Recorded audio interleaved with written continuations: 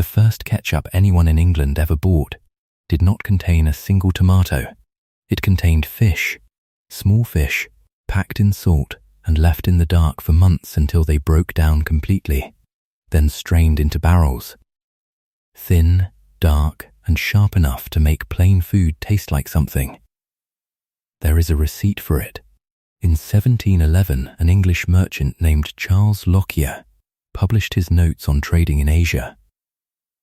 "Soy comes in tubs from Japan," he wrote, "and the best ketchup from Tonquin, now northern Vietnam." He was telling readers where to buy the good stuff. That was ketchup. For the first century the word existed in English. The tomato does not appear for another 100 years, and when it does, it arrives not as an improvement, but as a substitution. So the question is not where the tomato came from. It is why it won, and who paid for the swap. Start with why anyone wanted it in the first place. A European ship in the 1600s ran on salt beef, boiled grain, and biscuit baked hard enough to crack a tooth. Weeks of it. The same 3 things in the same order until the voyage ended, and all of it getting worse the longer it lasted. A few drops of something dark and savoury could make that ration taste like a meal again. Sailors who found such a thing in an Asian port did not need talking into carrying it home. Dutch and English crews met it in the trading ports of Southeast Asia and took to it at once. The word came home in the barrel with it. By the end of the 1600s, it was in English print. A London dictionary of thieves and sailors slang-listed ketchup and defined it in 5 words. A high East India sauce. That is the entire entry, and it tells you exactly where the stuff stood. Foreign, imported, and expensive enough to be worth explaining to strangers. The name had travelled further than the barrel. Linguists, most prominently Dan Jurafsky, at Stanford, trace it to Hokkien, the language of the southern Chinese coast and of the traders who sailed out of it. The term was something close to Kade Siap, and it meant the brine of preserved fish. Not a brand and not a recipe. A description of what was in the jar. The exact route the word took is still argued over. What arrived in England was not. That kind of fermented fish sauce was one of the oldest preservation methods in the region, and it spread with those traders through the ports of Southeast Asia. The same family of products is still on the table today, as Nuoc Mam and Nampla, and anyone who has opened a bottle of either knows precisely what Lockyer was recommending, which set everything else in motion. Ketchup came into Britain as a luxury import, bought at the far end of a supply line that ran halfway around the world and was controlled by companies with charters and warships. Every barrel meant a voyage. Every voyage meant a price. So England had acquired a taste it could not cheaply satisfy. And when that happens, people do not give up the taste. They rebuild it out of whatever grows within walking distance. Britain kept the word and threw out the fish. British cooks began making ketchup out of whatever they had. For roughly a century, British ketchup meant neither fish nor tomatoes. It meant a dark, salty, thin brown sauce made by fermenting or long boiling almost anything at all. The cookbooks of the period print recipes for oyster ketchup and mussel ketchup, anchovy, lemon, cucumber, elderberry. Ketchups made from plums and from peaches. 2 versions 1. Mushroom ketchup, made by salting mushrooms until they collapsed into their own black liquor, then straining and spicing it. And walnut ketchup, made from green walnuts picked before the shell hardened. We know exactly how one household made it, because the household kept notes. Martha Lloyd lived with Jane Austen and her family at Chawton, and her book of recipes records the walnut ketchup they ate. Green walnuts pounded with salt. The mash boiled up with vinegar, cloves, ginger, horseradish, and a shelf full of other spices. Strained, bottled, kept. Set that ingredient list beside a barrel of Vietnamese fish brine. They share neither the base, nor the method, nor a single component. And yet both were called ketchup by the same people, in the same country, within living memory of each other. This is the moment the sauce stopped being a substance and became a job description. The ingredient could change completely. The job could not. A cook still needed one dark, salty bottle that could rescue a plain meal and survive a year in a cupboard without spoiling, and anything that did that work could take the name. Once buyers cared more about what the bottle did than what went into it, a seller could swap out almost anything inside it. And the gain from that first swap was real. English households got the flavor of an expensive import without paying for the voyage, out of mushrooms and green walnuts that grew within walking distance and cost nearly nothing. The cost did not vanish. It moved. The voyage came off the price, and the work went onto somebody's hands. Read Martha Lloyd's method again, and count what it actually takes. Pick the walnuts green, pound them with salt, boil the mash, strain it, bottle it, scrub the pots. In a household like that one, the hands doing it belonged to women and servants. The hours were never priced, and they appear on no ledger anywhere, because nobody thought there was anything to write down. That is the pattern, and it is worth being careful about what it does and does not mean. A substitution is not automatically a swindle.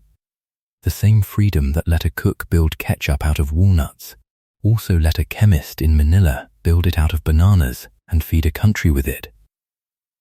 What decides whether a swap becomes ingenuity or fraud is never the swap itself. It is who controlled it, who profited from it, and whether the person at the far end could see it happening. Hold on to that, because every substitution still to come turns on those three questions. The tomato enters the story in Philadelphia. In 1812, a physician and horticulturist named James Meese published what is generally accepted as the first tomato ketchup recipe in English. It appeared in a publication called The Archives of Useful Knowledge, and Meese did not call the fruit a tomato. He called it the love apple, which is what a lot of Americans still called it then. His recipe was tomato pulp, spices and brandy. What it did not contain is more revealing than what it did. No vinegar, very little sugar, which meant Meese had produced a bottle of wet, low-acid, sugar-rich fruit pulp and sealed it. It did what you would expect. It fermented. Early tomato ketchup was notorious for spoiling, for growing mold across the surface, and for building enough pressure to push corks out of bottles. A sauce whose entire purpose was preserving food could not preserve itself. So the obvious question is why anyone persisted with an ingredient that behaved so badly. Nobody switched because tomatoes tasted better than mushrooms. They switched because of what a tomato harvest does in late summer. The whole crop of a region comes ripe inside a narrow window. It floods every market at once, the price collapses, and then it starts to go. By the end of the week, the bright red fruit is splitting in the crates and leaking down onto the market floor. A farmer with more tomatoes than he can sell in 10 days does not have an asset. He has a liability with a deadline. Cook that crop down, salt it, spice it and seal it, and 10 frantic days of selling turn into months of shelf life. A pile that was about to rot becomes a row of bottles. Flavor was only ever part of the attraction. What ketchup mainly gave a grower was somewhere for the surplus to go, and that set the direction of everything that followed. Once a food exists to absorb what would otherwise be thrown away, the industry built around it keeps pushing to find out how much it can absorb. Every cannery produced 2 piles. One was the tomatoes a customer would pay to see inside a tin. The other was skins, cores, stem ends, and fruit too green or too soft or too far gone to go anywhere near a label.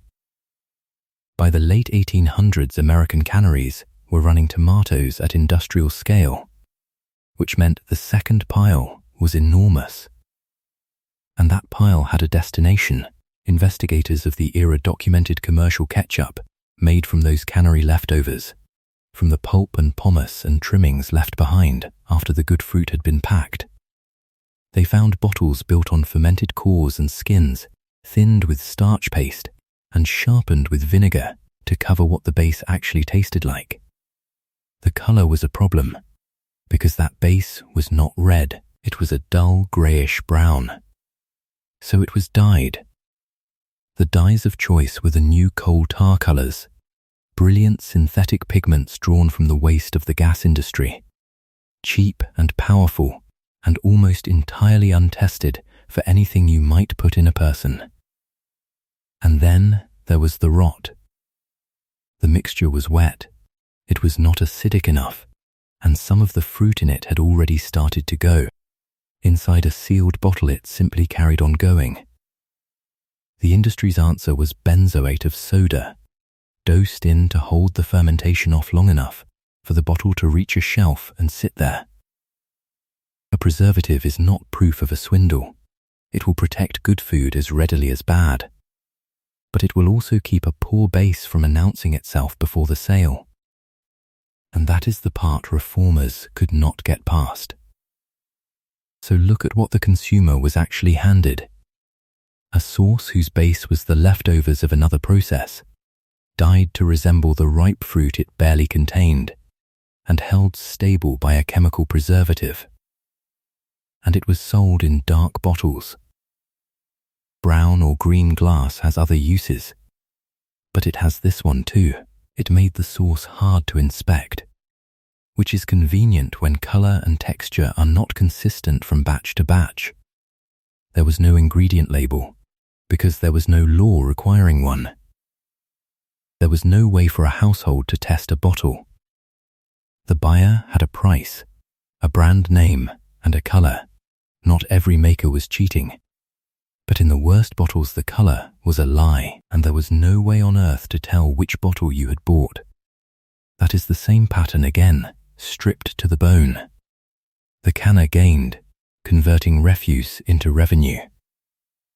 The cost was pushed onto the person eating it, who could not see it, could not measure it, and had no idea it existed. 2 men broke this open. One set out to prove what preservatives were doing inside the human body. The other put his sauce in a bottle that could not hide anything. The usual telling makes the first a crusader and the second a saint. And the truth is more interesting than either. The first was Harvey Washington Wiley, who became chief of the Division of Chemistry at the United States Department of Agriculture in 1883. Wiley believed the preservatives being poured into American food were doing real harm, and in 1902 he began a set of feeding trials to find out. He recruited young men, fed them controlled meals dosed with the preservatives in question, and recorded what happened to them. Officially, these were the hygienic table trials. The newspapers called it the Poison Squad, and the name stuck because the reporting was relentless. It was one of the first times ordinary Americans read, in detail, what was being added to what they ate. Wiley's position on ketchup was blunt. In 1907, standing in front of the canners themselves, he called for benzoates to be banned outright. His argument was not really about chemistry. It was that the preservative was only necessary because the raw material was bad. Use ripe, sound tomatoes and handle them cleanly, he said, and you do not need to dose the bottle at all. The additive was covering for the ingredients. The second man was Henry John Heinz, who had been selling tomato ketchup out of Pittsburgh since 1876. Heinz did something none of his competitors were willing to do. He sold his ketchup in clear glass. That was not a design decision, it was an argument. Plenty of his competitors were selling through tinted glass, and Heinz put his product in a bottle that hid nothing, and then made that the whole pitch. He is quoted on the principle directly, that he would always stand by an open window, a clean pail and a clear glass. Heinz then backed federal regulation, and the Pure Food and Drug Act passed in 1906. Purity was also a weapon. Heinz was large, well capitalized, and had the plants and the buying power to source ripe tomatoes and run sterile lines. A small canner working on thin margins in a single town could not do those things. A law requiring clean ingredients and honest labeling gave the public real protection. It also raised the cost of staying in business to a level the biggest producer could absorb and hundreds of smaller ones could not. Both of those statements are true at once. The shelf got safer and the cost of staying on it went up, and the company that had argued loudest for the cleanup was the one best equipped to pay. The sweetness in modern ketchup did not start as a flavor. It started as a way to stop the bottle from spoiling. Take the sodium benzoate out, and something else has to hold the line, because without enough acid, sugar, heat, or preservative, a sealed bottle of tomato pulp swells, molds, ferments, and eventually pushes its own cork out across the room. So the formula was rebuilt around 3 changes, and they do not all work the same way. First, ripe tomatoes instead of green trimmings, because properly ripe fruit brings more acid and more pectin, which means a more hostile environment for spoilage organisms and a thicker sauce that holds together. Second, far more vinegar, roughly double, driving the acidity down to a level where very little can grow. That is the one doing most of the work. Third, far more sugar, also roughly double, tying up some of the water anything living in there would need. All of it cooked properly and sealed into sterilized bottles. Not one of those 3 changes was made in pursuit of a taste. The sugar is in your ketchup because the benzoate came out of it, and something had to hold the line. That thick, bright, sharply sweet sauce an entire country now takes for the natural taste of the thing is the residue of a food safety fight their great-grandparents lived through. And this is where the question sitting under the whole story finally gets its answer. Why the tomato? Out of everything Britain had been putting in that bottle for a century. Not because it tasted better. Because it could be grown by the acre. Nobody had worked out how to farm mushrooms in the volume a factory needs, year-round, at a price that made any sense. So mushroom ketchup stayed what it had always been. Something made at home, in season, in small batches. The tomato went the other way entirely. It was bred and planted and harvested for exactly this. And ripe tomatoes brought the acid and the body the new formula wanted, which was the last thing the others could not do. And that formula finished off everything else. Once the mass market's ketchup was uniformly red, thick and sweet, the older ketchups had nowhere to stand. Mushroom ketchup was thin, brown and savory, which is to say it was now simply wrong. Walnut ketchup was wrong. The oyster and mussel and lemon and elderberry versions were wrong. A word that had covered a dozen different sources for 200 years narrowed to exactly one, and stayed there. Mushroom ketchup did not become unpleasant. Walnut ketchup did not become impossible to make. They became unfamiliar. Within a generation, a shelf that had carried mushroom and walnut and oyster and tomato side by side was down to one red style, and it had a brand name on it. That one red style became one of the most recognizable products on earth, helped along by an advertising line that meant nothing at all. Heinz settled on 57 varieties in 1896, after seeing a railway advertisement for 21 styles of shoe. He was already selling more than 60 products. He picked 57 because he liked how it looked. But the interesting thing is what happened when the American bottle reached somewhere it could not be supplied. Maria Yelaganorosa was born in Taal, in Batangas province in the Philippines, in 1893.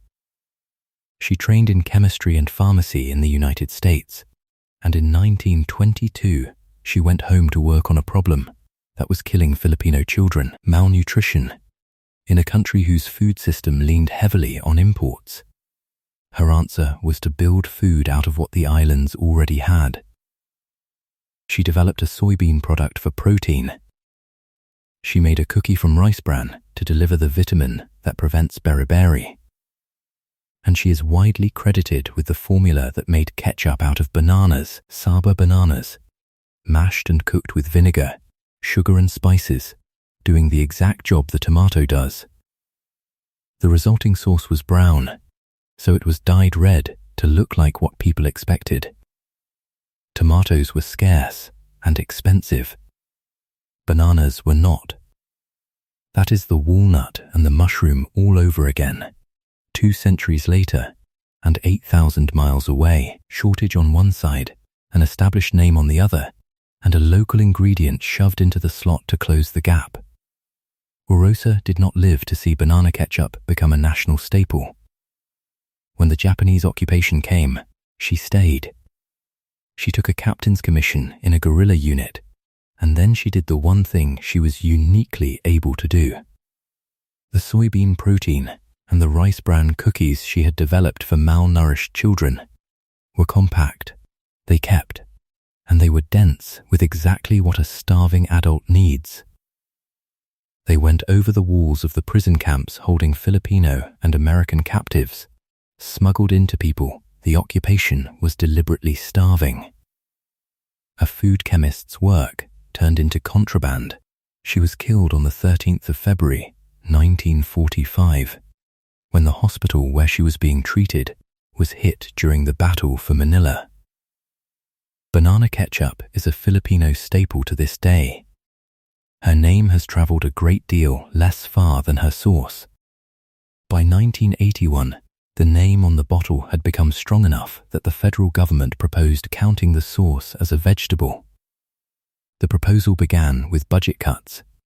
Congress had cut the National School Lunch Program through the Reconciliation Acts of 1980 and 1981, and schools were left owing the same nutritional requirements on less money. The Agriculture Department drafted looser rules to give them room. And among the proposed minimum standards, condiments including ketchup and pickle relish could be counted toward a student's vegetable serving. It is worth being precise here, because the story is usually told wrong. Ronald Reagan never announced that ketchup was a vegetable. A federal agency proposed a rule that would have let it count as one, which is a quieter fact and a stranger one. The reaction was immediate and savage. The proposal was pulled on the 25th of September that year, and the budget director described the whole thing as a bureaucratic goof. Revised rules that autumn dropped any mention of condiments counting as vegetables, but look at why it was possible to draft in the first place. It would be too neat to say 3 centuries of substitution caused this. It did not. A budget cut caused it.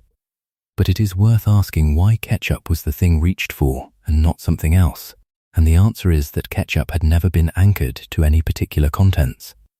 It was a name and a color, a thing defined that loosely can be asked to stand in for almost anything, including a vegetable. The rule never took effect, so no child ever ate that lunch. But the argument against it is worth keeping. Critics said the standard would let a school meet the requirement on paper while putting less actual food on the tray, and that the thing closing the gap was, once again, the cheapest available substance, wearing an old and trusted name. The bottle is filled close to the customer. The tomato inside it has usually already crossed an ocean, and it did not cross as a tomato. The tomatoes in industrial ketchup are not the tomatoes in a salad. They are processing varieties, bred dense and low in water, harvested by machine, and cooked down into paste near the field. That paste is the real commodity. It moves around the world in sterile barrels and vast bags, bought and sold and shipped and blended, then recanned and rebranded at the far end under whatever label the destination market recognizes. The French journalist Jean-Baptiste Mallet spent 2 years, from 2014 to 2016, following that trade for a book and documentary called The Empire of Red Gold. He traced barrels of concentrate across continents, found the same paste surfacing under different flags in different countries, and found one region supplying a remarkable share of it. That region is Xinjiang, in western China. In January of 2021, United States Customs ordered every port in the country to stop tomato products coming out of Xinjiang. Cotton, too. The stated basis was information indicating forced and prison labor, and the indicators listed were specific: debt bondage, restricted movement, withheld wages, intimidation. Congress then wrote tomatoes into the Uyghur Forced Labor Prevention Act as a high-risk sector, and later enforcement has named individual tomato paste producers, none of which means the bottle in your fridge holds paste from Xinjiang. It means the trade is built so that you cannot tell, and that a government looked at the region and found enough to stop the shipments. Follow the whole line back.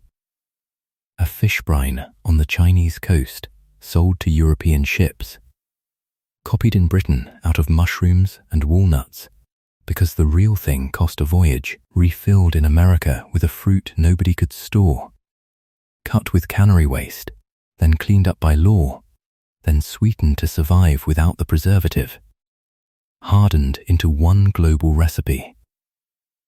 And now the raw material for that recipe flows back out of China under an import ban issued over forced labor. 300 years, and the line has returned to roughly where it started. What traveled the whole distance was never an ingredient. It was the name, and the empty space underneath it. There is a bottle of it in your kitchen right now, and it is the most ordinary object in the house. It reads as ordinary because 3 centuries of change have been compressed into one familiar shape. But ketchup did not begin as a tomato sauce, and for most of its life it was not one. It was a slot, a word with a space underneath, and for 3 centuries somebody has always been paying to fill that space. The sailor eating another plate of salt beef, for whom a spoonful of fish brine was the best thing on the ship. The women in Martha Lloyd's kitchen, pounding green walnuts through an afternoon that appears in no accounts. The young men who ate Harvey Wiley's dosed meals so somebody would finally have the evidence. Maria Orosa, turning a shortage into a national staple and dying in the middle of it. And whoever picked the tomatoes that went into the paste, that went into the bottle in your fridge door, at the end of a chain long enough that nobody at either end can see the other. The label lists the ingredients. It does that because people spent decades fighting to make it. And that was a real victory. It has still never listed the cost.